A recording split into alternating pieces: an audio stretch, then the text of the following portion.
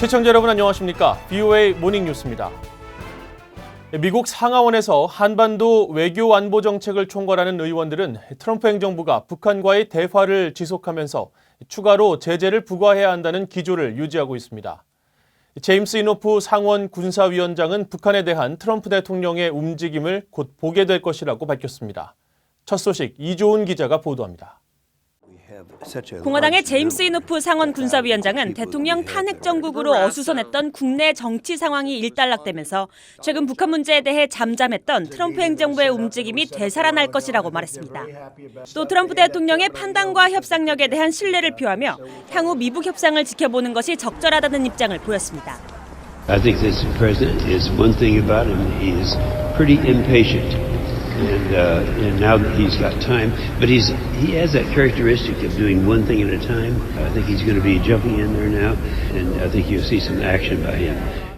다만 북한이 핵이나 대륙간 탄도미사일 ICBM 실험을 재개할 경우 유엔 안보리 결의 위반이기 때문에 미국은 이런 행동을 중단시키기 위해 필요한 조치를 할 것이라는 점을 북한이 알아야 한다고 밝혔습니다. 하원 외교위 아테소 위원장인 민주당의 아미베라 의원은 미북 대화 유지를 강조하면서 미국의 메시지는 추가 도발을 하지 말라는 것이고 여전히 공은 북한에 있다고 지적했습니다. Our message to the North Koreans would be, there was no Christmas surprise. Don't move in that direction. That's not going to be productive. 민주당의 브래드 셔먼 하원 의원은 북한의 무기 프로그램에 대한 미국의 대응은 제재, 대화, 전쟁 이 세 가지밖에 없다고 말했습니다.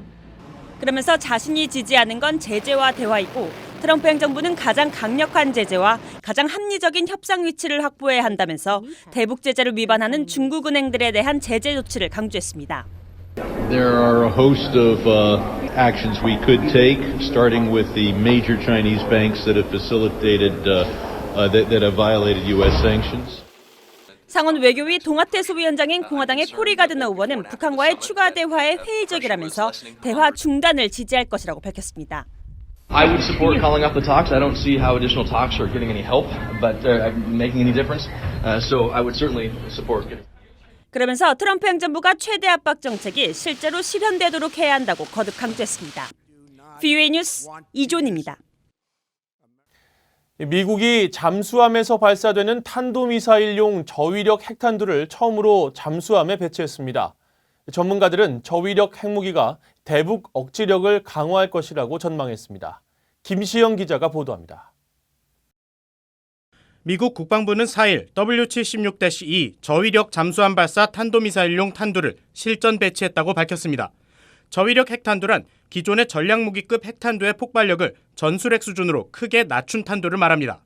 기존 잠수함용 핵탄두의 경우 TNT 9만 톤이 한꺼번에 터지는 것과 같은 90킬로톤의 폭발력을 가지고 있는 반면 이번에 배치된 W-76-2는 20분의 1 정도에 해당하는 약 5킬로톤으로 알려졌습니다. 존 루드 국방부 정책 담당 차관은 이번 조치가 미국의 억지력을 강화하고 미국의 신속한 사용이 가능하면서 생존력이 높은 저위력 전략무기를 제공할 것이라고 밝혔습니다. 또 미국에 대한 어떤 위협에도 확실하고 결정적으로 대응함으로써 잠재적 적대국들의 제한적 핵보유가 그들에게 어떤 이익도 주지 않음을 보여주려는 목적이라고 덧붙였습니다.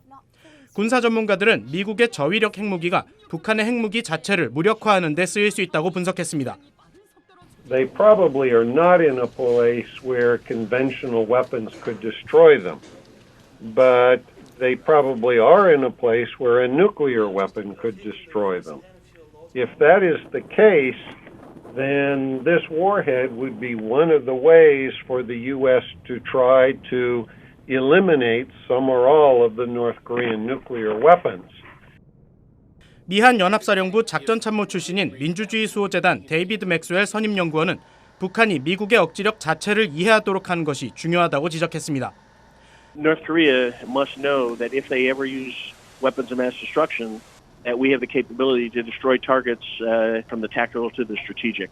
And so there should be no question that they have to understand the deterrence capabilities of the United States. 조지타운대 안보학센터 국장인 키어 리버 교수는 북한이 미한 연합사령부 전력 등의 전술 핵무기를 사용할 경우 미국은 W-76-2 저위력 핵탄두로 대응할 수 있다고 말했습니다. 그러면서 미국이 저위력 핵무기로 북한에 보복 대응하는 것이 방사능 낙진으로 엄청난 사상자를 낼 수 있는 고위력 핵무기 사용보다 훨씬 신뢰도가 높은 대응이라고 분석했습니다. VOA 뉴스 김시영입니다. 적진의 통신을 감청하고 각종 신호 수집을 하는 미국 특수정찰기가 6일 한국 수도권과 강원도 상공 등을 비행한 것으로 알려졌습니다. 항공기 추적 사이트 SRANA에 따르면 주한미군 육군 소속 RC-12X 가드레일 정찰기가 이날 오전 경기도 오산 공군기지를 이륙해 강원도 춘천과 속초 일대를 비행했습니다. RC-12X는 주한 미8군 예하 501 정보여단 소속 정찰기로 비무장지대 인근에서 북한군의 통신을 감청하고 각종 신호를 수집하며 한반도 인근 해상에서 북한 선박의 불법 환적 등을 감시하는 임무를 하는 것으로 알려졌습니다. 한국 언론은 군 소식통을 인용해 미군 정찰기들의 활동이 증가했다면서 오는 8일 북한의 건군절과 16일 김정일의 생일인 광명절을 앞두고 북한의 동향을 감시하려는 것으로 보인다고 전했습니다. 한국 내 탈북민 150여 명이 미국 정부가 지원하는 교류 프로그램 연수를 받았다고 미 정부기구가 최근 밝혔는데 이들은 이런 연수를 통해 국제 경쟁에 대한 자신감을 얻고 북한 재건에 대한 의무감도 함께 느꼈다고 말했습니다. 미국 대학원에서 풀브라이트 장학생으로 공부하고 있는 탈북 청년들의 이야기를 김영권 기자가 들어봤습니다. 지난 2002년 북한을 떠나 한국으로 돌아온 탈북민 이성주 씨는 현재 미국 동부의 한 대학에서 갈등 분석 해결학 박사과정을 밟고 있습니다. 풀브라이트 위원단이 2018년부터 탈북 청년들에게도 미국 유학을 위한 장학금 프로그램을 시작했는데 이 씨는 그 첫 수혜자 5명 가운데 한 명입니다. 풀브라이트 장학금을 받아서 여기서 공부할 수 있는 기회가 있다는 게 참 감사한 것 같아요. 그리고 또 모든 사람들이 다 받는 그런 기회도 아니고 그러다 보니까 또 거기에 대한 이제 공부가 끝나면 앞으로의 그 책임감이라든지 그 고향에 변화시키는데 뭐 기여를 해야겠다라는 그런 또 의무감도 더 많이 생기는 것 같아요. 풀브라이트 프로그램은 미국 정부와 상대국이 공동으로 재정을 후원하고 있고 대상에 따라 학비와 생활비로 최대 2년 동안 7만 달러를 보조하고 있습니다. 국무부는 1946년 이 프로그램이 창설된 이래 74년간 전 세계 39만 명이 장학 혜택을 받았고 다양한 분야의 지도자로 활동하며 국가 간 신뢰와 상호 이해 증진, 국제문제 해결에 기여하고 있다고 소개하고 있습니다. 제 개인은 몰라도 이제 풀브라이트라는 그 명성을 믿고 뭔가 서포트 해주니까 개인적으로 그런 부분이 안정감이 있고요. 뭔가 도움이 필요하면은 물어볼 수 있는 기관이 있잖아요. 이 프로그램을 통해 미국에서 공부한 탈북 청년들은 자신감을 얻는 게 가장 큰 수확이라고 말했습니다. 이제는 당장 이제 미국이든 중국이든 이제 어느 글로벌 시장에도 당장 내일이라도 뛰어들어서 뭔가 최소한 일을 처리할 수 있는 그 자신감이라고 해야 되나요? 그런 게 생긴 것 같아요. 졸업하자마자는 기회가 되면 이제 벤처 캐피탈 쪽에서 일을 하고 싶어요. 탈북 청년들은 풀브라이트 외에도 미국 대학에서 한두 학기 수업을 들을 수 있는 글로벌 교환학생 프로그램, 미국에서 인턴십과 어학연수, 여행을 모두 경험하는 웨스트 프로그램을 통해 영어는 물론 미국 문화와 민주주의 가치를 배울 수 있는 기회를 제공받고 있습니다. VN뉴스 김영권입니다. 유엔 안보리가 지원단체 3곳의 대북 제재 면제를 승인하고 이를 공개했습니다.